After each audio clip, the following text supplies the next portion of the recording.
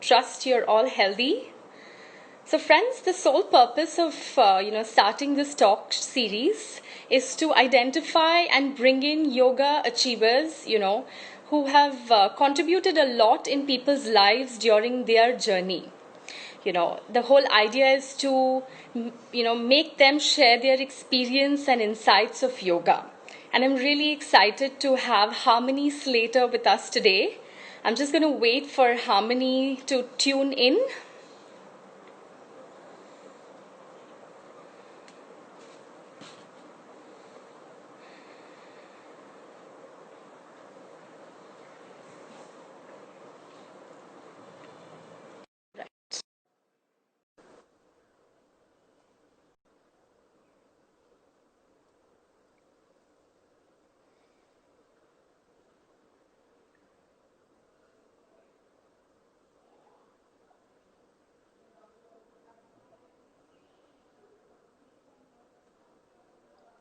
Just give us a moment.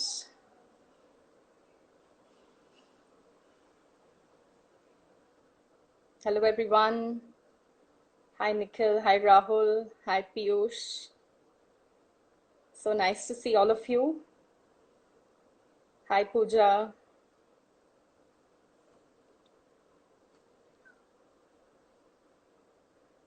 All right, just waiting for the connection. Harmony, can we have you join us?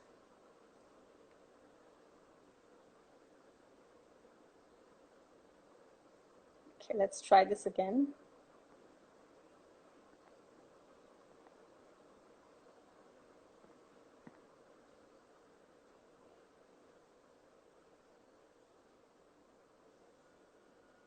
Hi. Hi, Harmony. How are you doing? Good. How are you? I'm good. Good. Network's a bit like shaky. Okay, now I think it's better. Yeah. Hi. All right. So friends, I'm going to quickly introduce Harmony Slater. She's one of the few female certified Ashtanga Yoga teachers from North America. She's left behind a career of a ballet dancer and has founded 2 yoga schools in Canada. And she's also a mother, and she's gone through so many challenges, like all mothers, of raising kids. And it's apt to have her here today with us talk about our topic, yoga and motherhood. So on behalf of everyone, I want to welcome you, Harmony. It's lovely to have you here with us today. Thanks so much. I'm having a crazy sound thing going on right now. Yeah. There's a really long delay. It is, yeah? Yeah, let's. Is it okay now? Maybe I should log off and try and log back on. Okay. No problem. Yeah, let's do that. Okay. Yeah.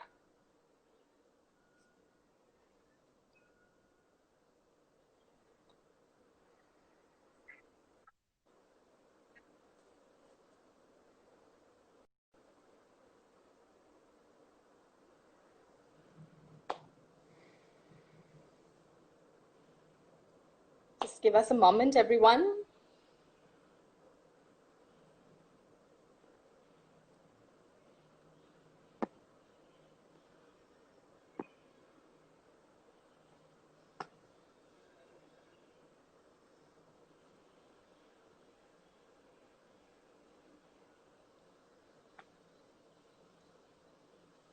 Till then, I'm just gonna greet everybody. Hello. Okay, is it better now?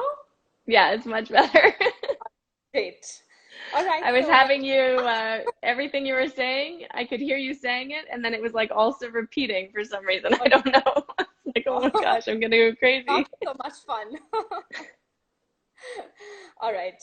Okay, so welcome, Harmony, once again. Thank you. It's so nice to be here with you all. Same.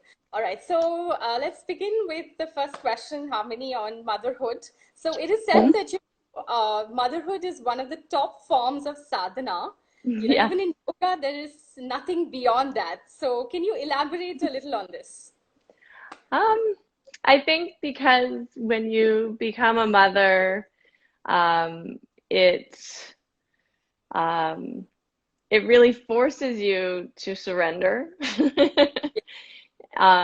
You also, for the first time, in my experience, for the first time, I think you really understand what it is to do selfless service, because you're really like involved in taking care of this little baby, of this being, of nurturing and loving, you know, changing diapers, feeding, like all of your energy is going into taking care of this baby. And, you know, the baby's not going to give you any thanks. And people around you aren't going to be like, oh, you know, that's so wonderful. Good for you. You don't get any rewards except like your own inner, you know, joy of like, but I mean, sometimes it's not joyful. Sometimes it's just really hard, right? And so you're really, you're really immersed in this practice of selfless service, and you're immersed in also bhakti and love, and this like real devotion towards this being, towards this little entity that's like a, you know, God in front of you. You know, you feel very connected to that life force and that energy. And so I feel like it includes all those aspects, the karma yoga, the bhakti yoga, as well as like just like a real surrender to realizing that you're not in control of like almost anything. Right.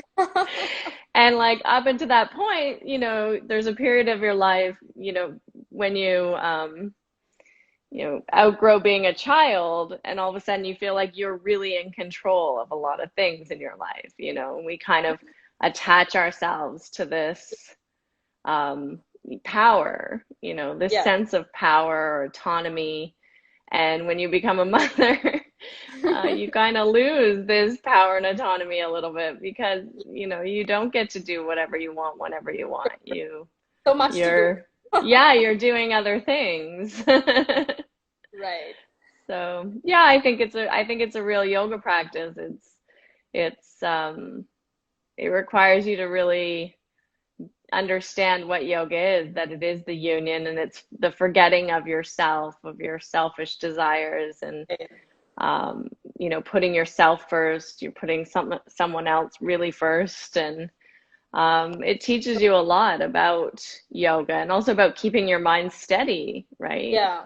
You see how the mind moves, and you have to keep like bringing it back to your present moment and to your purpose and to what you're doing. You have to be really focused on the present moment.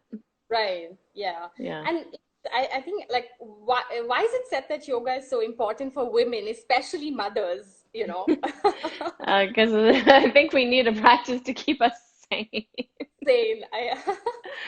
I think women, you know, women are caregivers. Typically, they're nurturers. They tend to take care of everyone else's needs before their own.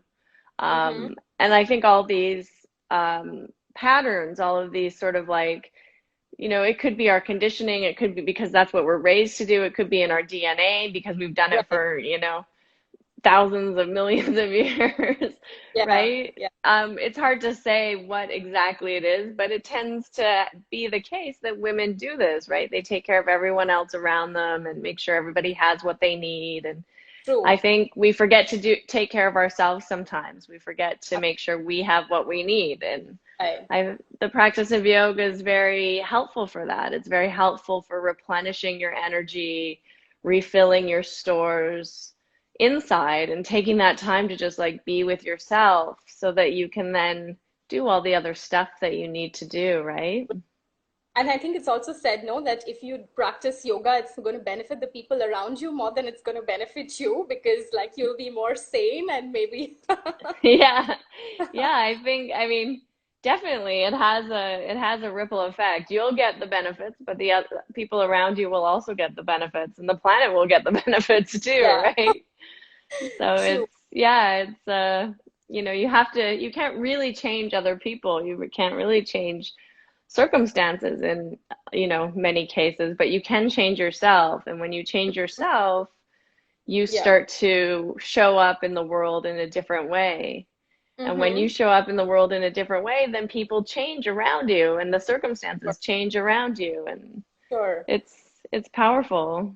So how much do you recommend Ashtanga yoga to pregnant women, I think if you've practiced Ashtanga yoga before becoming pregnant, it's no problem at all.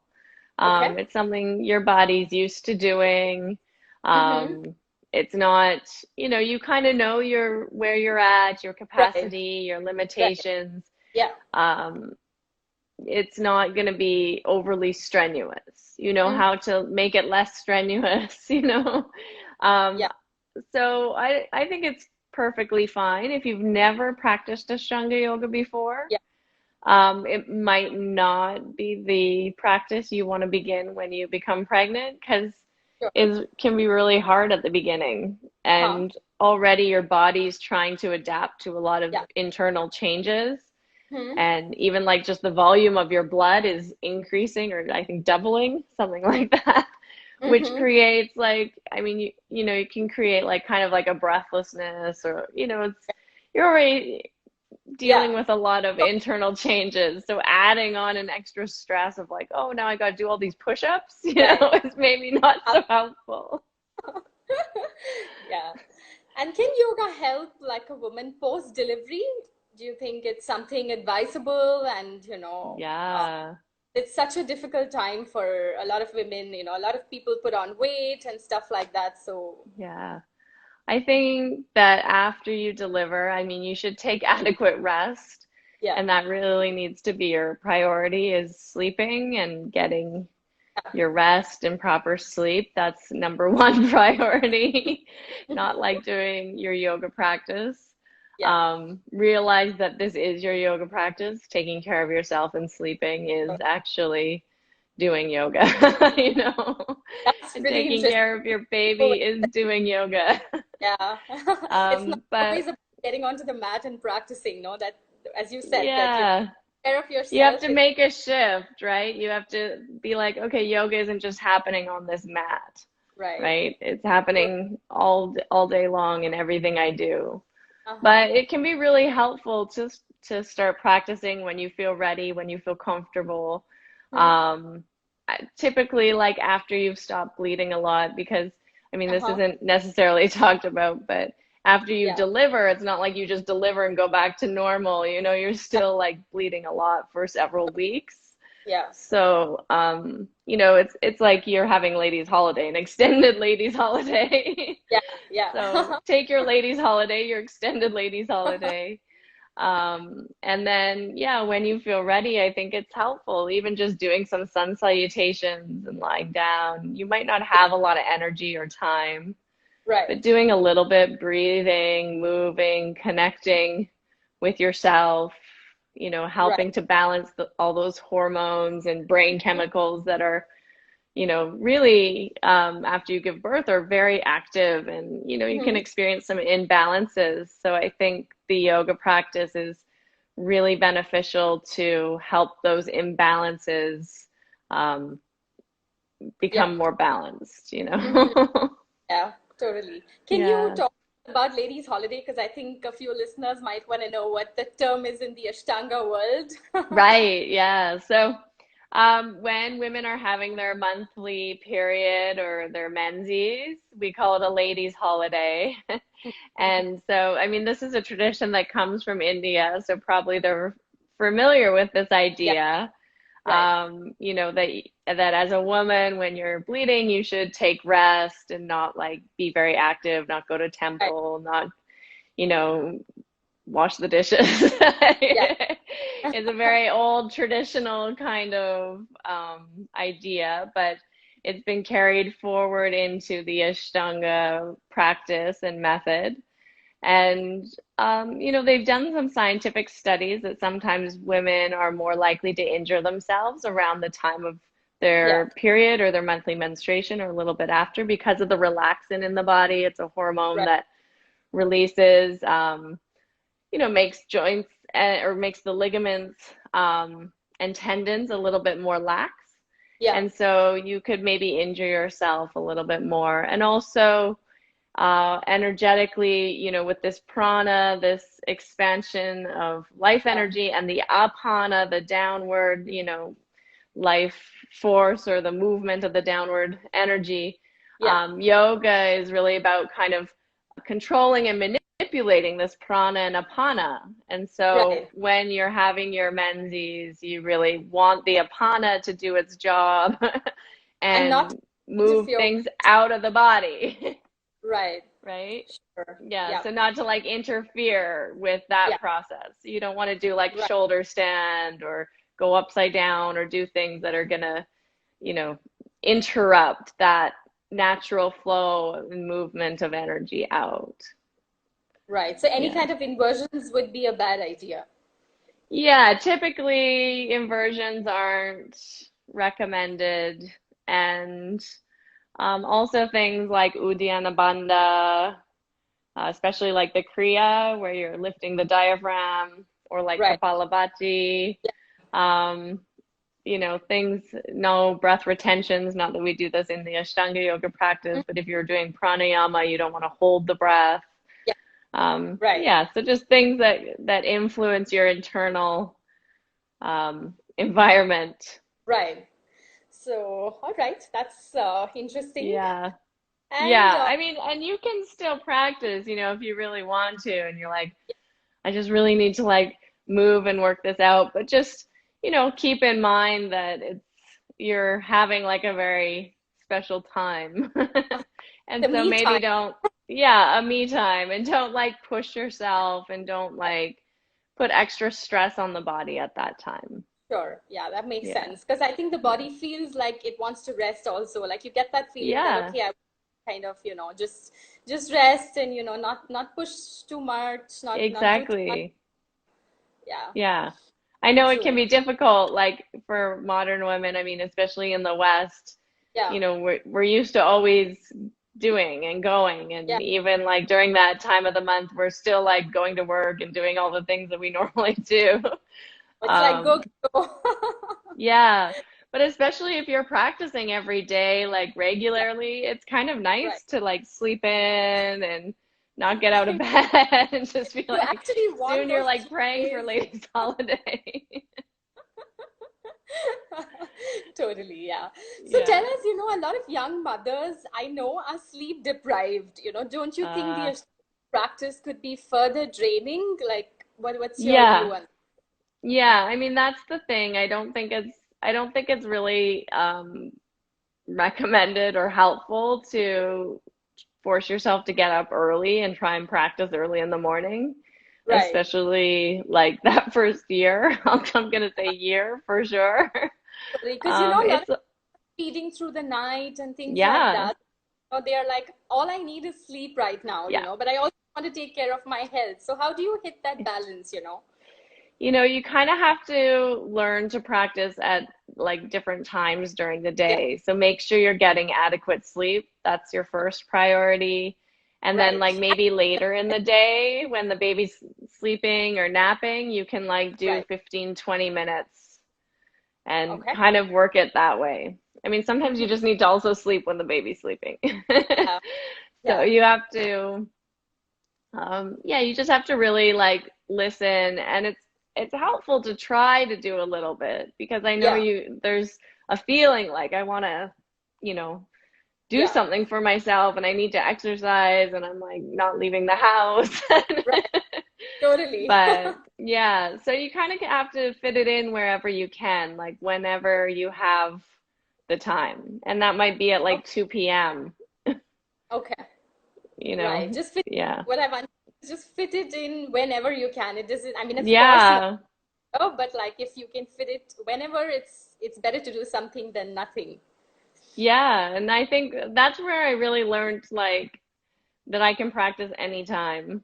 You know, it's not something that I have to do first thing in the morning when I get up. It's like I can do it anytime during the day, no matter what.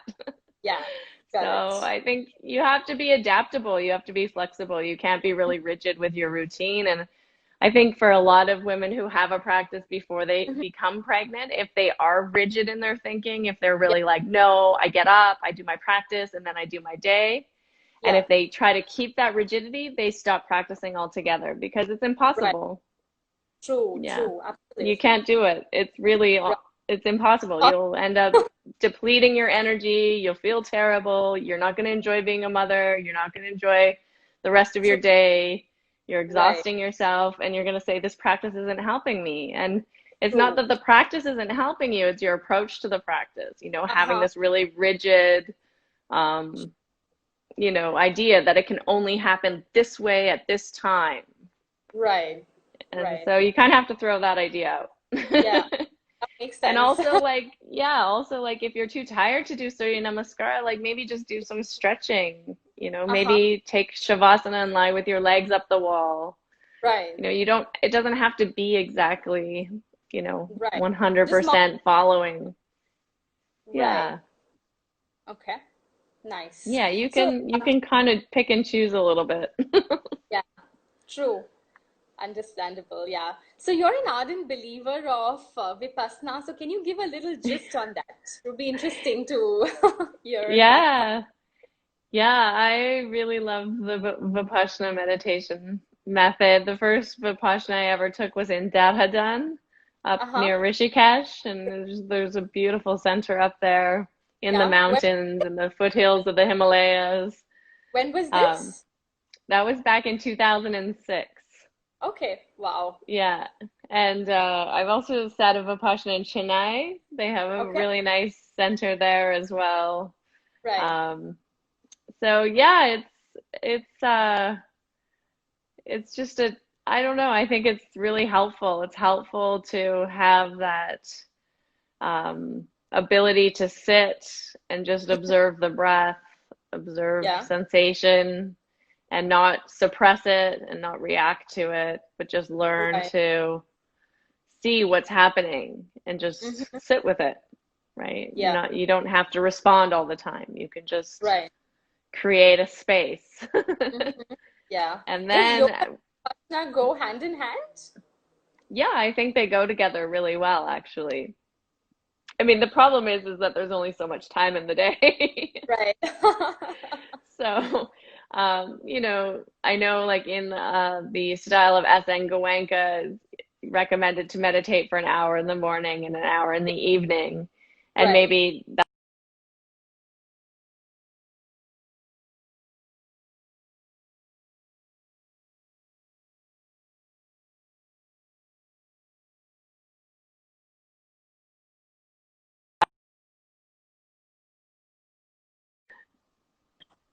you're back. Sorry, we lost. Yeah, that's okay.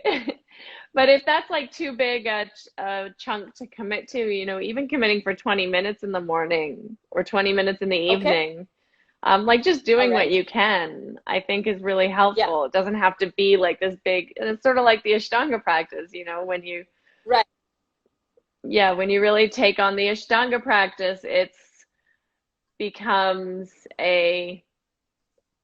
sorry, it's doing that repetitive thing again. Yeah, just I think your network's broken. Your video is a bit blurred and the voice is kind of a bit breaky. So, okay. Yeah.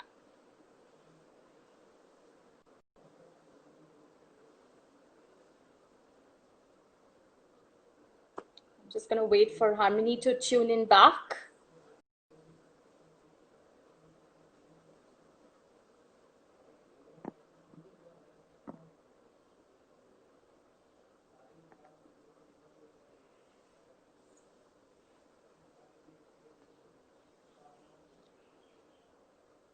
I'm just waiting for the connection. All right. Yeah, when I lost you, I think it like did some sort of time lapse. Yeah. But yeah, it's like the Ashtanga practice. When you're doing like a really long Ashtanga practice, sometimes, you know, you only have time for a half hour, or, you know, you don't always have an hour and a half. So, but it's better to do a little bit of something rather than avoid it altogether. Yeah. Right. So So does I think the yoga bring Vipassana about, is a good complement. It helps with the mind and, yeah. seeing your thoughts really more clearly.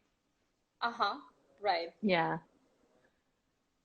Your video is a bit blurred, but I think I can hear you okay. Okay, let's try. Maybe if it goes back, we Okay. can try to connect. Yeah. So tell us, does yoga bring about balance in the lives of super busy moms, like if it does, then what steps, like what are the steps that you would advise? Um, yeah, I think it can help to bring about balance. But again, when you're really busy, it's hard to Yeah, create that space and time to do a practice or like commit right. to a really long practice. So I Mhm. think trying to commit to 30 minutes where to start. Yeah, I think that's so important. And so if Yeah, you can yeah, only, yeah. So if you can only do like some sun salutations and maybe a little bit of standing and seated or closing, it's good to just start with a little bit of something and then feel yeah, how it benefits you. Don't try and like commit to a big, hour and a half long practice or something because yeah. it's gonna just add more stress and then you're gonna stop doing it because you're gonna say, well, I don't have an hour and a half, I can't do this. Hmm. Right. Yeah, All right. so So friends, if you start have any small. questions, please put them in. Yeah, start small. That's Yeah, don't try to, like expect an hour and a half of practice. Do whatever you can, right? yeah, exactly. So, friends, if you have any questions, you can send them in. We'll take a few before ending this session. So, I think somebody asked about a modified. So, maybe can you tell us a little? People always ask me, okay, I understand, a modified sequence is good, but, how does one modify? Because, not everybody kind of knows how to modify the practice. So, can you talk a little about like how do you Sure. simply modify practice?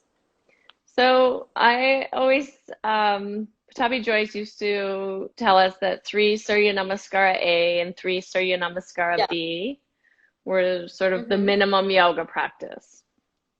Right. That all of yoga can be contained in Surya Namaskara A and Surya Namaskara B. So, Wow. yeah.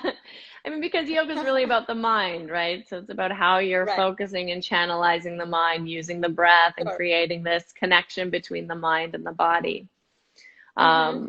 And the breath and the mind and the body, using the breath to Yeah. do that. But Right. I would suggest, practicing three Surya Namaskara A, three Surya Namaskara B. I Mm-hmm. like going through the standing sequence at least up to Yeah. Parsvottanasana, which is the one where your Right. hands are in the reverse prayer behind your back. Those are kind of the Mm-hmm. fundamental standing postures. And then, Right. see what else you have time for. So if you have Right. time, if you feel like you're running out of time, you might then just move to like back bending or doing little bridge and doing some Right. closing postures. Or Right. you might, just do, did it come back? Shit. Sorry, we lost you for a moment. Can we hear you for the last bit once again? Yeah.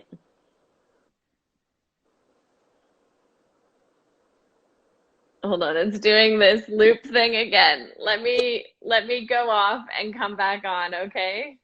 No problem. No problem.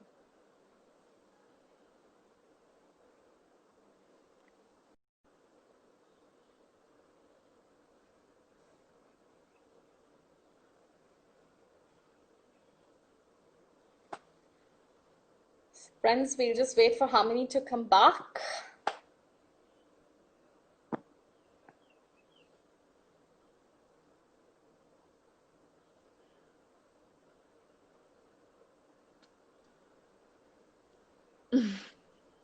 Hi. Hi. It's all right now. Yeah. Yeah, so if depends how much you have time for once you kind of do those fundamental standing asanas from Padangusthasana to Parsvottanasana. If Right. you have time to add some seated postures, you could add some seated Uh-huh. postures. The rule that Patabi Joyce talks about in his book Yoga Mala, and that he would say to us, is if you don't have time, you can Yeah. skip postures, but keep them in the sequence.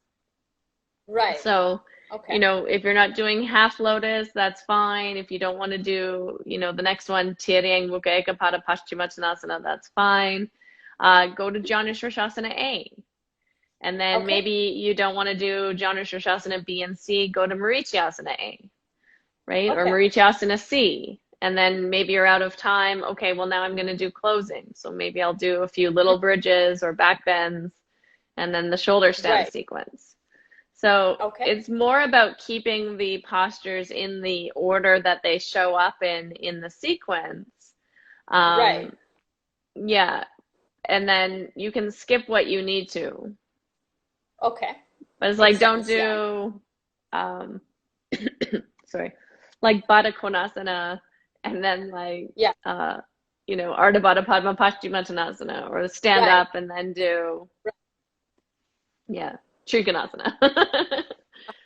So Sure, just like yeah. That's do like what you the can, keeping them in order. Right. Okay. Got that. So we Yeah, have a few questions here. I'm going to quickly just sure. take a few of them. So somebody is asking, can I alternate between yoga and Vipassana? I mean, ultimately, you can do whatever you want, okay? Yeah.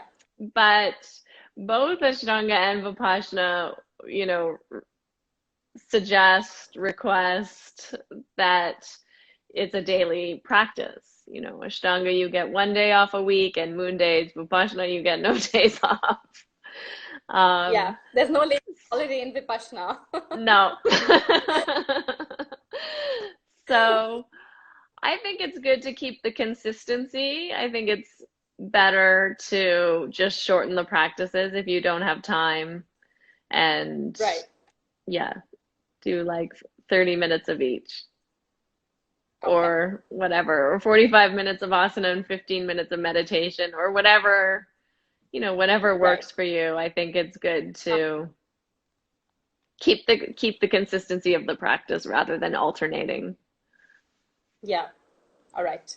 The next one is, are there specific poses or practice one could do to get prepared for delivery? Wow, that's an interesting one. Yeah, I think the things that tend to help delivery the most are like lunging, so the warrior Okay. sequences, and deep Virabhadra. squatting. Yeah, Virabhadrasana, and also like Parsvottanasana, side angle. Yeah. Um, Right. Things that stretch the pelvic floor. But Yeah. yeah, Upavishta Konasana, Baddha Konasana, anything that's kind of Yeah. like stretching in the hips and the pelvic floor area can be helpful. Okay. Well, yeah, Yeah. that's somebody's asking, when you're pregnant and have back pain, do you have really respect, or do I don't get this. Or do Do some Surya you do Namaskara. Surya Namaskar? Yeah, yeah, yeah. Um, yeah, I had a lot of back pain later in my pregnancy, but Okay. I also felt like moving was helpful for me. Okay. So I think it depends on the individual. I mean, normally what I would tell a pregnant woman who practices Ashtanga yoga, and Yeah. wants to keep practicing Ashtanga yoga through the Yeah. pregnancy, is do what feels right for you. So Okay. if Surya Namaskar doesn't feel good, if it's creating pain, or you're uncomfortable doing it, then don't do it. Just leave it. Right.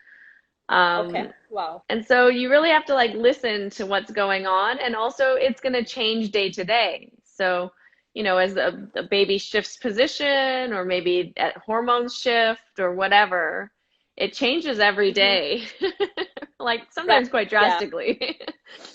So Yeah. you really have to like pay attention to what's going on for you in that day.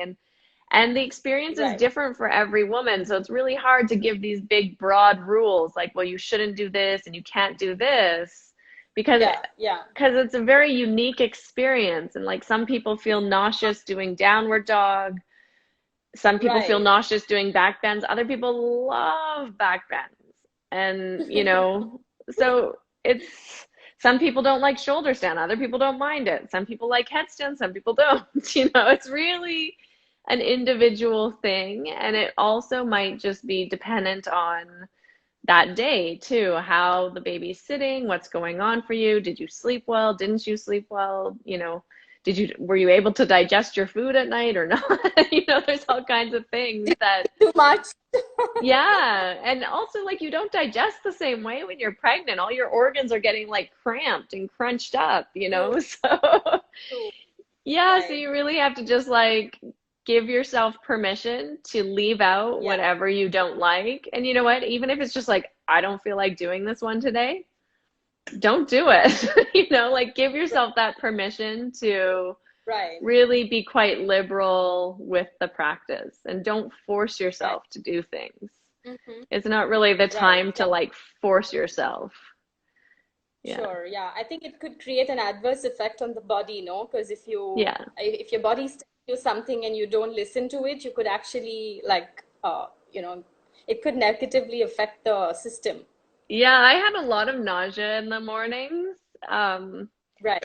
and so I would always eat right when I woke up. And even when Yeah. I was in Mysore and practicing when I was, I guess about 2 months pregnant. And Oh, okay. yeah, I would eat. I would get up, I would eat like rice and avocado, or I would eat Mm-hmm. crackers. I would eat like oatmeal, like whatever. I would eat as soon as I Yeah. woke up. Then I'd like Mm-hmm. meditate for a little bit. Then I'd sleep. Yeah. I'd go back to bed and sleep for like 20 minutes or 30 minutes. And then I'd go Mm-hmm. practice because if I didn't eat, I would feel sick practicing. Sure. And Yeah. so, it's kind of like before that, I would have never eaten before practice. And even now, like, I Yeah. don't really like to eat before practice.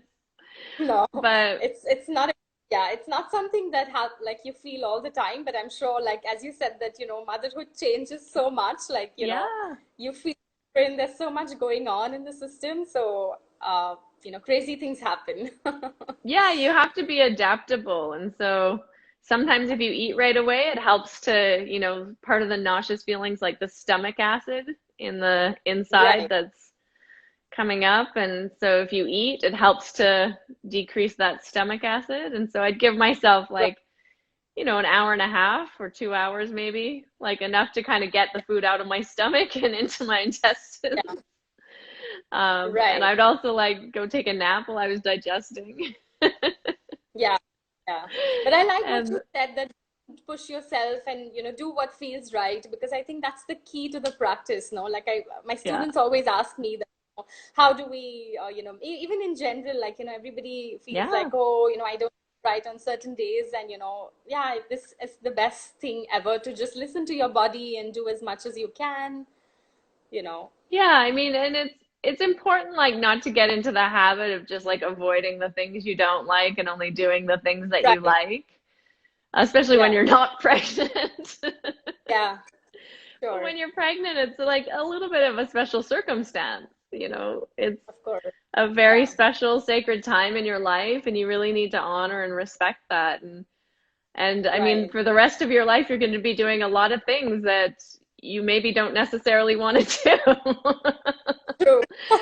So I always feel like you should, at least for 9 months, give yourself permission to do whatever you want and not do True. whatever you want. Right. That time is not going to come back. No, and it's also not comfortable sometimes. Like you're not always Right. feeling good. So you have to be really gentle and really nurture yourself and, treat yourself like a sacred vessel because that's what you are, Right. right? It's really special. Yeah. At And as other you times rightly said, it's okay if you're not pregnant, it's okay to be like, I don't feel like doing this one, but I'm going to make myself do yeah, it because it's right. good for me to do stuff I don't like. Yeah, right. But Yeah, when you're pregnant, it's different. It's a totally different situation. sure. Yeah. And as you rightly said that, not practicing and, just being is also doing yoga. Yeah. Yeah.